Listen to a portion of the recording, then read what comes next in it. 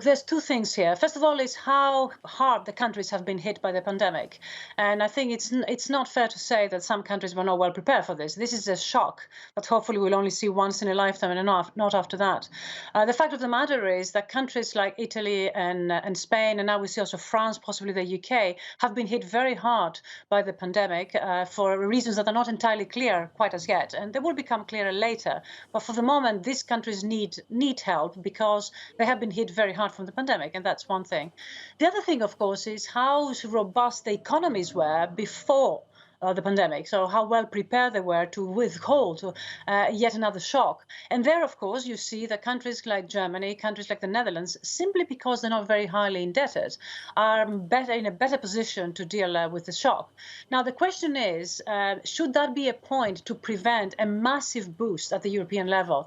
And of course, here is where the disagreements are in the context of Europe. The northern countries say, no, we don't want to put money in the common pot. The southern countries say, look, you have to put money in the common pot, because if you don't, the whole EU and possibly the single market will be distorted, if not destroyed. So, that is now the discussion. And the question is, I believe that both have good arguments. And the question is, can we take a sufficiently long-term view about what we want the future to look like?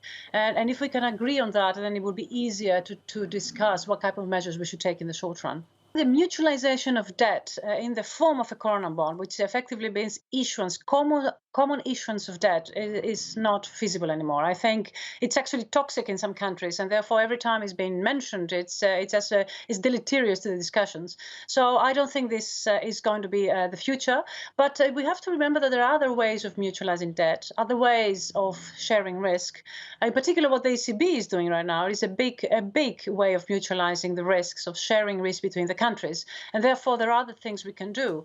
The proposal that is currently on the table, it will probably involve the European budget more actively. The European budget discussions have just started for the next 7-year cycle. It's a budget that happens on a 7-year cycle, and the Commission certainly is trying to push a more active role for the European budget. That will be another way of mutualizing risks, and provided that the size of that budget is sufficiently big, then this will be a way of thinking about how to help those that need the help the most.